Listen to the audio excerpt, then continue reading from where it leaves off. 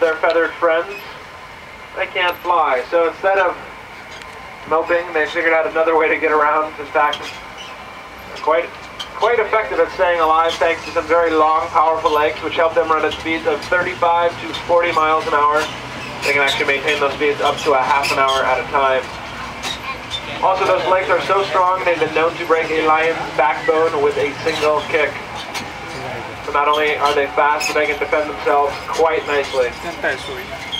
Look up the road that's going up the hillside to our left. You're going to see just to the left of it some gray animals in the shade of one tree. Those are wildebeests. And all these large, dark animals resting in these four trees just off to our left, those are cave buffalo.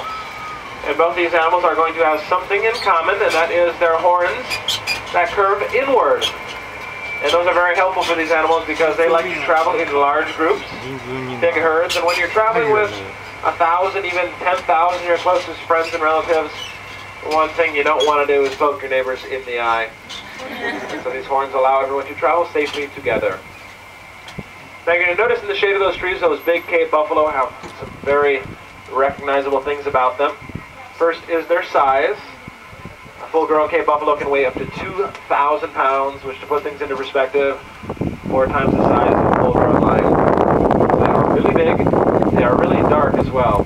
It's an abnormal color to see in Africa because the color black, like we mentioned before, will absorb a lot of heat and a lot of sunlight. And if you're a large animal like this, tough to stay cool. And so luckily they have large ears to help them radiate their body temperature. They also use that dark color and their size to their advantage. As you can see, it makes them look very intimidating, and because of that, they will usually steer clear of a lot of predators. Oh, look at this, an ostrich in the boma off to the left. If any of our animals need a medical checkup or a quick procedure, this is where we'll put them. But for the most part, they are empty, as we like to keep our animals out there in the exhibits. But if they need a checkup, that's the doctor's office. All right, let's speed up here because we have a great view of some very familiar faces. They'll be awfully close to us. I'm sure I don't need to introduce them. These are 2 giraffes off to our left, and I'll stop here for everyone since this is such a good view.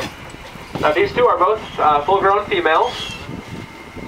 The one closest to us is Peggy, and we'll keep our eyes peeled for her young son coming up soon. Now, a couple things we should look for. Take a good look at their eyes. You'll notice they have very large eyes. And unlike rhinos, they have exceptional vision. And that comes in handy, especially with their towering height. They can keep an eye out, see predators coming 2, sometimes even 3 miles before anyone else. So you can imagine, not only good for them, but some of these smaller animals who will use the giraffe as a predator detection system. Now this will give us a good opportunity to check out their tongues as well. Giraffes are known for incredibly long tongues. In fact, the average tongue is going to be about 1 inch long for every foot tall they are. That means the tallest adults will have tongues longer than our forearms. Now, why is this important? Well, for one thing, their favorite food is the acacia tree. And the acacia tree does not like being eaten, so it's grown some long, pointy thorns to protect itself. Now, if we had to eat the branches, we could easily pick around those thorns thanks to fingers and forks. But they don't have that luxury, so instead they're going to use that long tongue of theirs to maneuver around those pointy thorns and get to the leaves they need. Now, kind of like cows, giraffes are ruminators, and they're going to chew this food throughout the day. They're going to redigest it, regurgitate it, and by doing that, they're able to extract a maximum amount of nutrients out of a minimal amount of food. And if you see giraffes around the park today doing a lot of chewing, they're just digesting very efficiently, kind of like cows chewing their cud.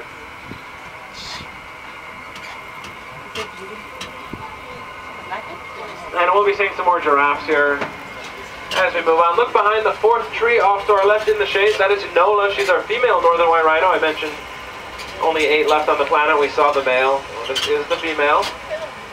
And look at these 3 ostriches off to the left. You will see they all vary in the amount of feathers they have. That is because within their flock, and one's losing some feathers right now. They have a natural pecking order. And the more dominant you are, the more feathers you get to keep. So the less dominant you are, you'll have some feathers, unfortunately, plucked from you. And that is a good way of indicating just where everyone stands within their social hierarchy. And since we're observing them, a good way to tell, for us, just who's in charge. All right, it looks like in the boma here we do have Hanako, one of our mothers in the boma. Habari is in there with her. Let's see if we can see Habari. Will he come out for us?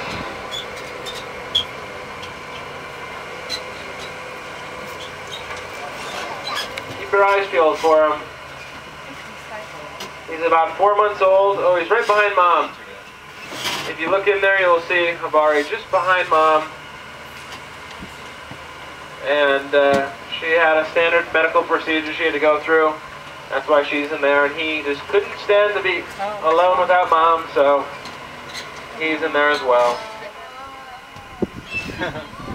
Another baby behind the fence, Basil, missing his cousin so much. He's just peeking right over that fence line there. Very social animals. They'll typically travel in very loose flocks all together. Excuse me, loose herds. Flocks are birds.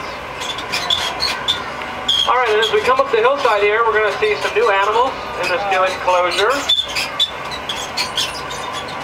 Including, look just over the brown, dirty roadside here. You're going to see a mom and baby Uganda cob, the orange animals, resting just under those large rocks. You might see a couple of them.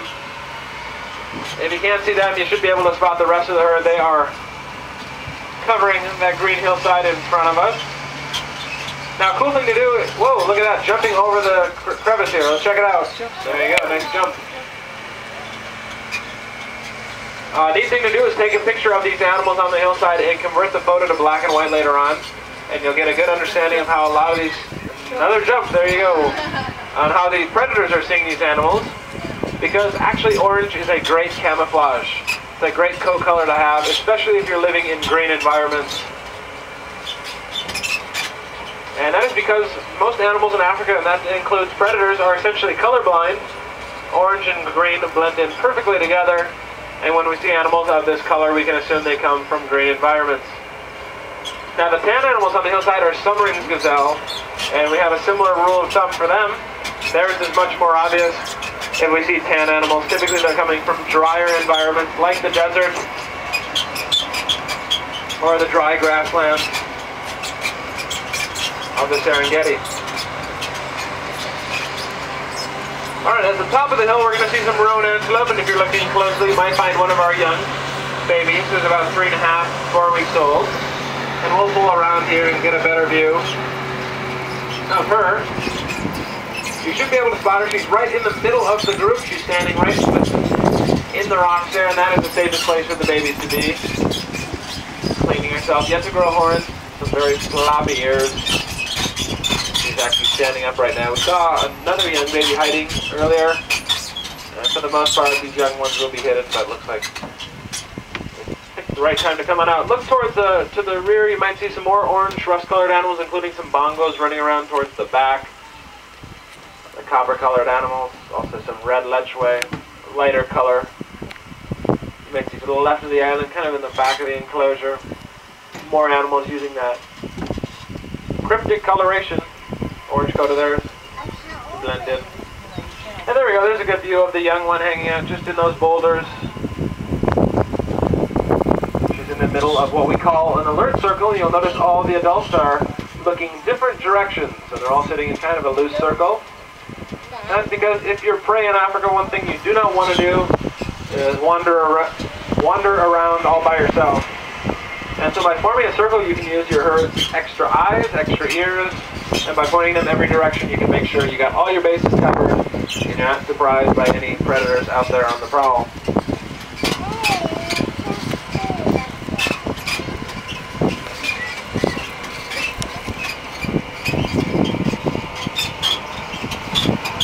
As we come up here, you're going to see some dark animals walking this way, just along the opposite side of that dirt path. These are called blesbok, and if you look very closely, maybe you'll get to see their rear end, which is going to look strikingly similar to their face. They're going to have white markings on both ends of their body.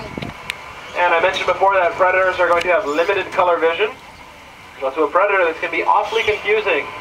from a distance, those two markings can look very similar, and an animal like a lion or a leopard would have a very difficult time distinguishing one end from the other. And so that momentary confusion could be all that Lesbach needs to quickly plan a getaway, allowing confusion to be a quite effective way of staying alive. Down the hillside, some more submarine gazelle, the tan and white animals, along the roadside there, close to the truck. And under the shade of that large green tree, a couple of greater kudu. Now let's go around here and see if we can see the best confusers of all, our Burmese zebras. The zebras should be hard to spot once we see them. We can recognize them easily thanks to that black and white striping pattern, which has become so definitive to the species. Striping pattern very definitive with the species.